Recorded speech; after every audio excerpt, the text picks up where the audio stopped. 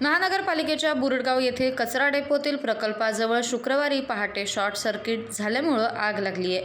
महानगरपालिकेच्या अग्निशमन दलाच्या पथकानं ही आग नियंत्रणात आणली आहे। आगीमध्ये प्रकल्पाचे काही प्रमाणात नुकसान झालंय। ठेकेदार संस्थेमार्फत लवकरच त्याची दुरुस्ती होऊन प्रकल्प पुन्हा कार्यान्वित केला जाईल अशी माहिती आयुक्त तथा प्रशासक यशवंत डांगे यांनी दिली। बुरडगाव कचरा डेपोमध्ये असलेल्या एका डीपीजवळ शॉर्ट सर्किट झाला। तेथून प्रकल्पापर्यंत जाणारी विद्युत वाहिनी जळाल्यानं प्रकल्पाच्या पॅनलमध्ये आग लागली। पहाटे 6 वाजण्याच्या सुमारास याची माहिती मिळताच महानगरपालिकेच्या अग्निशामक दलाच्या पथकाने आग विझवण्याचे प्रयत्न सुरू केले। आग आटोक्यात आली आहे।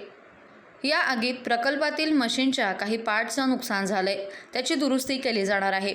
त्यानंतर लवकरच हा प्रकल्प कार्यान्वित केला जाईल। बुरडगाव कचरा डेपो येथे CCTV लावण्यात आले आहेत। त्यात आगीच्या घटनेचं फुटेज असून त्याची तपासणी करण्यात येत आहे। शॉर्ट सर्किटमुळेच आग लागल्याचा प्राथमिक अंदाज असल्याचं आणि या घटनेबाबत पोलिसात नोंद करण्यात आल्याचं आयुक्त तथा प्रशासक यशवंत डांगे यांनी सांगितलंय।